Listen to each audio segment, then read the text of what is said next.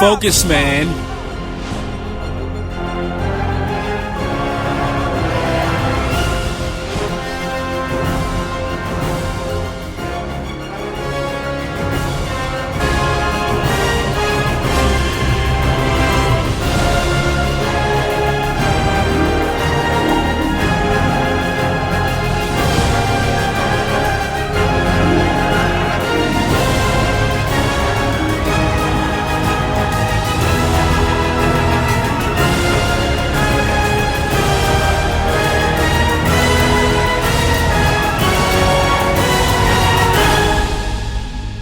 What's good, everybody? This is your guy, Jay Focus, reminding you to stay focused.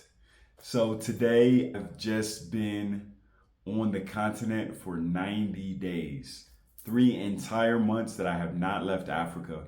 And to get more specific, I've been traveling throughout Eastern Africa for the last 90 days. And so now I'm going to expand. I'm going to be in some other regions of Africa.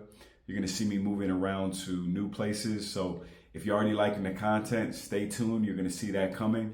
If you're new to the channel, hey, come along as well. You're going to see some parts of the world that you've never seen before. Very few people travel to some of the places that I'm going to be going to in the next couple of months. So look forward to that content. Now, to just wrap some things up, over the last 3 months, there have been a couple lessons that I've learned on the continent. So I'm going to get very specific. I'm going to tell you exactly which countries I've been traveling in. So in the last 90 days, I've been in Rwanda, I've been in Burundi, I've been in Uganda, and I've been in Kenya now. So 3 months, 4 different nations in Central Eastern Africa, right? So one of the biggest takeaways on being on the continent and the entire East Africa that I've seen is that there is a certain calm and a certain vibe that's very hard to explain when you're in Africa and you're among people that are melanated. If you're melanated yourself, there's nothing like it. Living in Europe, living in Australia, living in the States, Canada, wherever. If you've never lived around people that look like you, to shift and to be around that it's indescribable. It's something that people who were raised around that take it for granted. But if it's something that was missing your whole life and you didn't realize it was missing, you will come here and you will miss it when you go back to wherever else in the world that you live in. Now, communication has been a constant issue. Of course, there have been different levels of struggle with the communication. Now, when I was in Rwanda, it was quite interesting because there people speak 3 different languages. They speak Kinyarwanda, which is their national language. Then they speak also some degree of French. Typically, the older they are, the more French they'll speak. And then English is a 3rd or 4th language. So to do most day-to-day things, you can get by with English. But when you want to get to that higher level, you could kind of feel that people were not able to go along with you to that next level of comprehension, to be able to use slang and speak quickly. As long as you're speaking pretty moderate, people could follow you, but it's not as smooth as in an English-speaking nation, obviously, right? Then in Burundi, the communication issue was completely different because it's French or it's Kinyarwanda. That's it, or the Burundi version of Kinyarwanda. And that is it. Forget English, forget anything else. So if you don't speak French, it's much harder there to communicate than in Rwanda. Now, after that, I was in Uganda, which is a little bit better as far as the English. Things are you're able to communicate things better than you could in those previous 2 countries.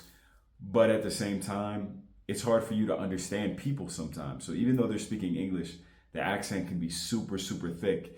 I've seen some comments in some of my videos where I'll be speaking with someone who is a native speaker or damn near a native speaker in English, but they're speaking with a very strong East African accent and people still can't understand them. And I've experienced that as well, where you'll walk up to a counter and you'll say something to someone and You may have to repeat yourself 3 times. They may have to repeat themselves several times, especially when you first land, because your ear has to get used to that accent. And then in Kenya, it's more or less the same, maybe not as extreme as in Uganda. I would say in Uganda, it's hard sometimes for you to understand them, and it's hard for them to understand you sometimes. But here they understand you, but it's hard to understand them. So it's still a little bit easier than in Uganda. So if you are using taxis, if you're using Uber in Kenya or in Uganda, if you're using Yego in Rwanda, or you're just hailing them off the street in Burundi, communication can be an issue. Now, surprisingly, when I was in Burundi, it was actually very easy to navigate in the capital, in Bujumbura, because there's only so many parts of the city that you want to go to. So very big places that everyone knows are easy to find. So if you want to say, I want to go to the main bus station, for example, les stations de bus, as long as you can say that in French or pull that up in Google, you're not going to have any issue communicating that to someone. The name of your hotel. If it's a bigger hotel, they're going to know. Most of the good hotels are in one area near the coast. And I didn't have too many problems with communication, surprisingly, without speaking any English. Now, in Rwanda, they use their own app, and this is not Uber. It is a local app only for Rwanda. And it's very hard, if you've never used it before, to get around the city, communicate with the person, because the people on the other end, they may or may not speak English. And even if they do speak English, they don't know how to read a map. And so the map display that you see isn't like the one in Uber where you get the real time of the car moving and you see where you are, right? Or how soon they're going to arrive. No, you see the car, but then it doesn't move. So they could be right across the street or they could be 15 minutes away and you kind of have no idea. So many times you'll have to keep calling them like, look, are you still coming? Did you get lost? Very inconvenient. Now, the good news is when you get to Uganda, they have Uber. And Uber, they do get lost, but at least you can have a common language and things move a little bit smoother. But you do have to watch out for scams because often they will try and refuse the initial ride. They'll accept the ride on the app and then they'll cancel it later, or instead of canceling it, they just won't come to you and then they're going to expect you to cancel it. And if you cancel it, they get a cancellation fee. It's a small fee, but if they do that 10 times a day, that adds up to like a couple real trips that they don't have to take. They don't have to use their gas. So sometimes you'll run into that scam. Now in Kenya, it's almost the same kind of scam. It doesn't happen as much, but it does happen. So you got to be aware of that. You want to look out for that. But other than those rare instances where someone will try to scam you, what you'll also have is they'll accept the ride, then they'll cancel the ride, then they'll call you up and they'll say, look, I can take you, but whatever it said in the app, we're going to do a deal outside of the app. So you still have some kind of issues that you're not used to in Western countries, but 9 times out of 10, it's going to be pretty smooth. Right? If you're American, if you're Canadian, you're probably going to need a visa to go to all 4 of these countries. Now, the process for each country is a little bit different. So when I went to Kenya, you could do what's called an e-visa. So you submit your documents online, you have to take a picture of your passport, you have to fill out all this information, and then within about 12 hours, they'll crank it out and you'll get your visa. And then when you land, you present that and then you're good to go. Now, Uganda's process is similar, except it's slower. So you need to start that process at least 3 days in advance. If you try to start the process a day in advance or 2 days in advance, the system won't even let you select a date that close. It will force you to select a later date. So that could be an issue for you if they do process it, but then you want to show up sometime before that time. If you have less than 48 hours, what I'm saying is prepare for issues, right? Now, for Burundi, it's a slightly different process, and I did a whole separate video about that, so I'm not going to rehash that. But if you are one of the few people who are going to Burundi and you have a Western passport, then check out that video and it will break down that whole process for you. Rwanda, I was actually lucky. They do a visa on arrival. So that one was smooth, pretty self-explanatory. You land, you show them your passport, you pay, and then you're allowed to enter the country. Now, in all four of these countries, I had to pay. So have that in mind. If you want to do like me and travel to all these various countries in East Africa, what you can do is you can do the East African visa. That will cover Rwanda, Kenya, and Uganda. It won't cover Burundi. And also, you have to use it all at once. So I'm going to give you an example. So if you were to fly into Kenya and then you wanted to go to Tanzania and then you wanted to go to Uganda, it doesn't work that way. You have to stay within the block of those three countries for that East African visa to work. So you want to plan your trip with that in mind. So if you're going to do like Kenya, Rwanda, Tanzania, Uganda, then you want to do Tanzania first, and then you want to do the other ones, because the moment you step outside of that block, even if it's to a neighboring country, but it's right outside of those three main ones, Kenya, Uganda, and Rwanda, then you're going to have to start all over. So it'll save you money if you can plan your trip the right way. If not, you can get separate visas for all three countries. Depending on how long you're going to stay, that could make sense. But for most people, if they want to do all three countries at once, then the East African visa is going to save them a lot of money. Now, when it comes to women, this is what everybody wants to hear about. So in all four of these countries, they are completely different. And I know people who've never been to Africa tend to think of Africa as a monolith, like everything is the same. It's just one big country. Not only is it not one big country, even within the regions, the East Africa, West Africa, Central, Southern Africa, even within the regions, neighboring countries can be drastically different when it comes to culture and the way dating and things proceed. So I can just give you a brief highlight of each country. So I would say that Rwandan women tend to be on the shyer side. They are not going to warm up to you as fast as they might in the Western countries.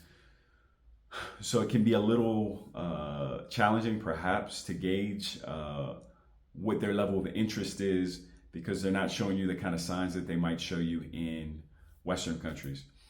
Now, Burundi is more or less similar to Rwanda, but you have to add the French language on top of that. There are some girls who do speak English there, but it's a very small percentage of the population. So if you don't have French, you're going to struggle that much more when you go there. Now, for Uganda, this is where things start to shift a little bit. So in Uganda, I found that the women do show interest a little more overtly than they do in Rwanda. And there is more of a party culture in Uganda than there is in Rwanda. So it's probably more common there to go out at night to a bar, to a restaurant or something like that, and have a conversation that leads to a further interaction where you exchange contact and that kind of a thing. That's more likely to happen in Uganda than in Rwanda. Number one, because Uganda is a bigger population. And then on top of that, the fact that everyone speaks English, and things will just flow a little bit smoother if you're coming from an English culture, if you follow what I'm trying to say, right? So it's not as closed off as Rwanda is. Now, the next level would be Kenya. So in Kenya is very westernized. So if you don't know this already, Kenyan women like to drink. So Kenyan women, Kenyan men, Kenyan people in general, most of them will drink. So I feel like that makes social situations a little bit easier, especially if you first arrived and you want to see the nightlife. It's very easy to meet people that way, and Kenyan women are very forward. So if they see you and they like you, they may not approach you, but they will give you very strong signals. And if they're with a friend, perhaps they will even whisper to the friend, and the friend will come over and say, hey, you know, she finds you interesting. She would like to get to know you. That kind of a situation is quite common in Kenya. In Rwanda, forget about it. It's just not going to happen. Uganda, it could happen, but it's not going to be as likely as Kenya. So have all of that in mind when you're traveling throughout these countries, that the culture is vastly different when it comes to dating and how women and men interact. But across the board, I can say that women are going to be more feminine than Western countries and a little bit more traditional. Now, in the city, in the upper middle class, of course, things are going to be more of a modern, global kind of a feel. But outside of that, the countries are going to be refreshing. I feel like no matter where you're coming from, if you're coming from outside of Africa. Safety. In the last 90 days through Africa, you're probably wondering, did I have any trouble? Was there any danger? Did anybody try to rob me? Did I feel threatened? Anything along those lines? The answer is almost nothing happened. So I can touch on a couple situations. So as far as safety and being robbed, hasn't happened to me, hasn't happened to anybody that I know. You can get pickpocketed anywhere on earth, but the odds here are not higher than anywhere else. I think out of the places that I mentioned, Nairobi, Kenya would be the most likely for you to get pickpocketed or have something taken from you, but that's simply because it's the biggest city and it has the biggest population. So more people, more opportunities for you to cross the wrong person and get something done to you. But even then, the odds are very, very small. It's probably no different than wherever you're watching this video from. So just have that in mind. If you want to come, just come. Now, the only safety issue that stood out to me that is a lot more likely than you getting robbed or pickpocketed or what have you is car accidents. I have seen probably 4 car accidents in the 3 months that I've been traveling throughout East Africa, and not all in one place. So I saw one in Rwanda, I saw one in Burundi that I actually got on camera. So if you want to see that one, you got to watch my Burundi videos. I saw one in Nairobi in broad daylight. A lot of these car accidents I'm seeing are in broad daylight at more or less slow speeds. So don't get into a false sense of security that, okay, the sun's shining, there's not that much traffic, we're only doing 30 miles an hour.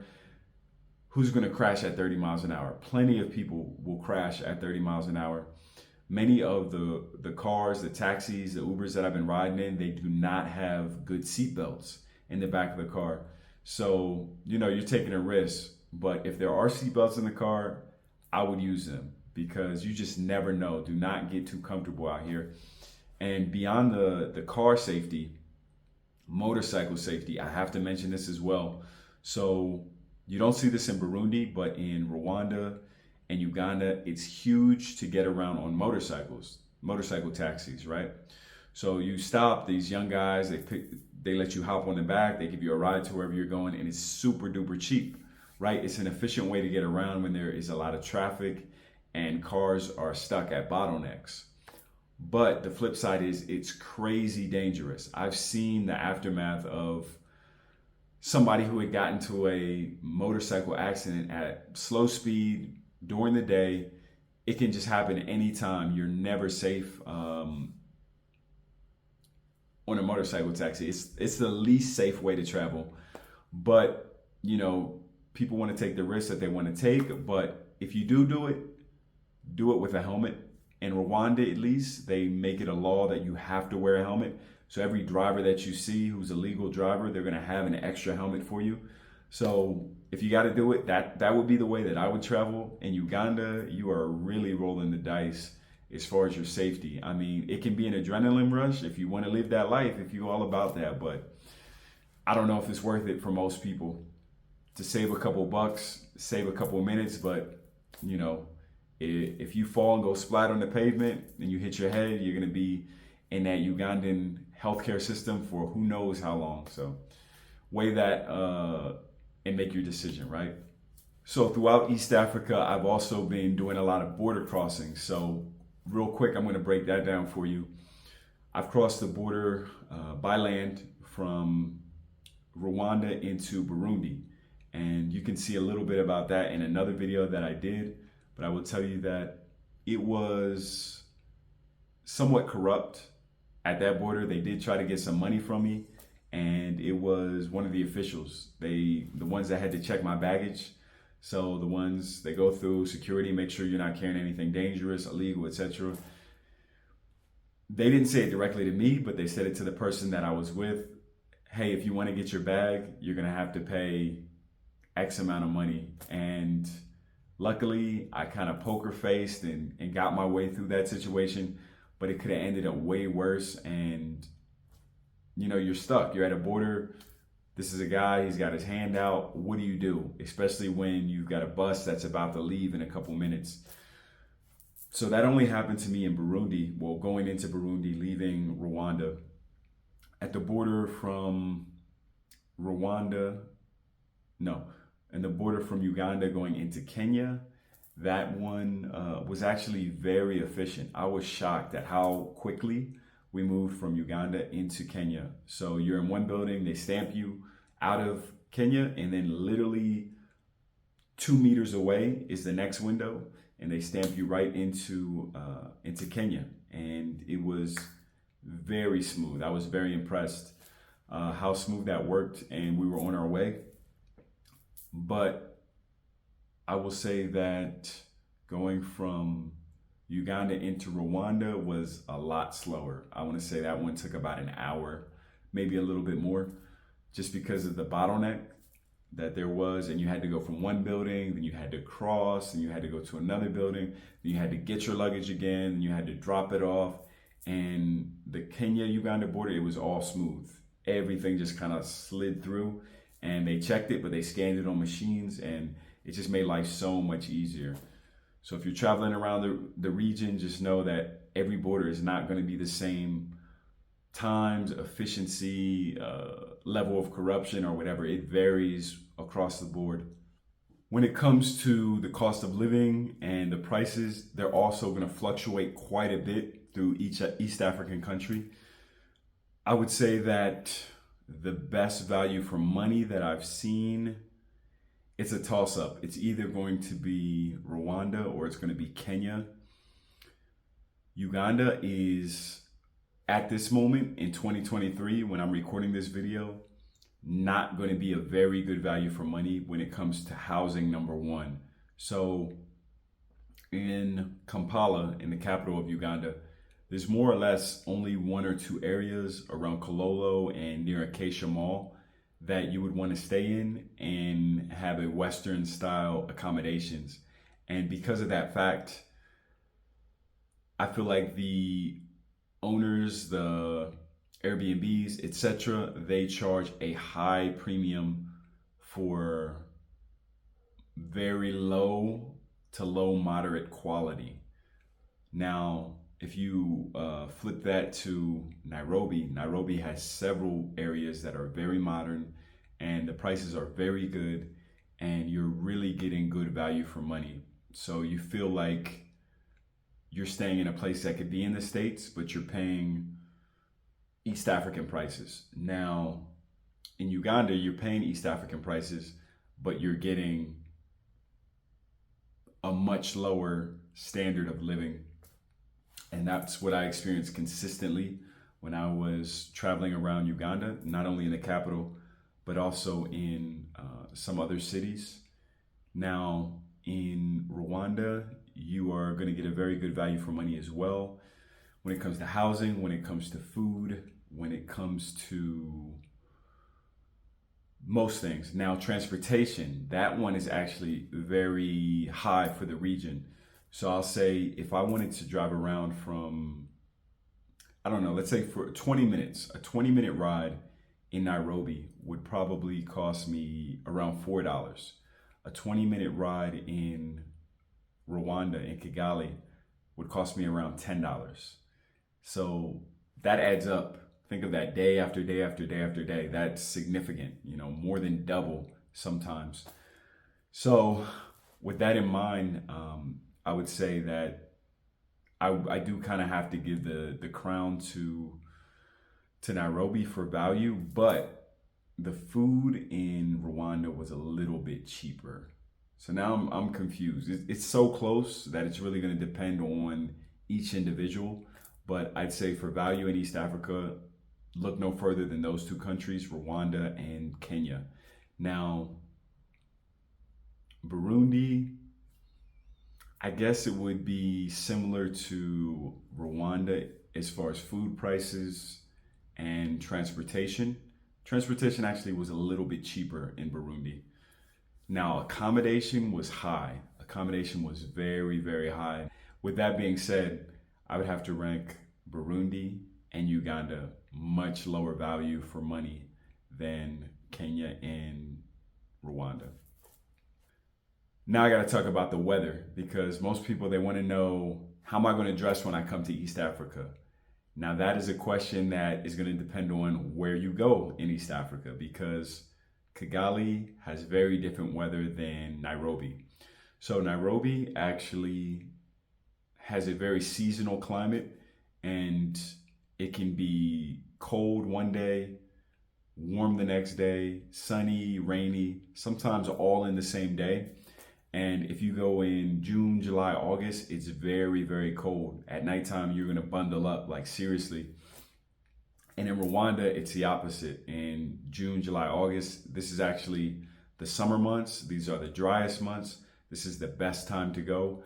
And I think throughout the entire year, it only gets a little bit rainy in certain seasons in Kigali, but it's never extreme. It's never really hot, and it's never really cold. It's a very, very comfortable weather. So I gotta give them top weather for the region. Now, if Kenyan weather in Nairobi is too cold for you, you can go to Mombasa on the coast, but then you're gonna be sweating a lot because it's very hot and humid there. So you gotta kind of pick your poison when you're in Kenya. While in Rwanda, things are a little more comfortable everywhere you go. There's not that much variation. If you go to Gisenyi on Lake Kivu, for example, it's not that different from the nice, mild weather that you have in Kigali. Now, Burundi is hot. My God, Burundi is hot and humid. It was like that every single day when I was there. I actually like warm weather, so it wasn't so bad for me, but for people who don't like it when it's very, very hot, you're gonna die when you get to Bujumbura, which is the capital of Burundi. It is very, very, very warm. But if you like to wear shorts every day, that's the place. You have the lake right there. Hopefully you have a swimming pool wherever you're at, because you can get your swim on. That's what I was doing. I was getting my swim on every day when I was in Bujumbura. Now, which one did I leave out? I mentioned Burundi. Okay, Uganda. I didn't mention Uganda. So Kampala is quite warm. It's not warm all the time. There were actually a couple nights that were on the cooler side, but they were cool, comfortable, not like actually cold. So I generally like the weather in Kampala. I don't have too much bad to say about it. It might be too warm for some people. They may prefer the Southern California Mediterranean-esque climate that you get in Kigali, Rwanda. But Uganda is not that different. It's a little bit warmer, just a couple degrees warmer. You will probably want to sleep with a fan on at nighttime in Kampala, but in Rwanda, you don't need it. It's perfect. It's really, really nice. So with that being said, I think I've covered everything. If there was something I left out, let me know down below. If you haven't subscribed, you know you got to subscribe. Go ahead, hit that button, turn on the notifications. You're going to get notified right away when something new is dropping, and I'm dropping all the time. So with that being said, like the video. Until next time, this is your guy, Jay Focus, reminding you to stay focused, and we out. Of yours, this thing is a light that's better than your Focus, man.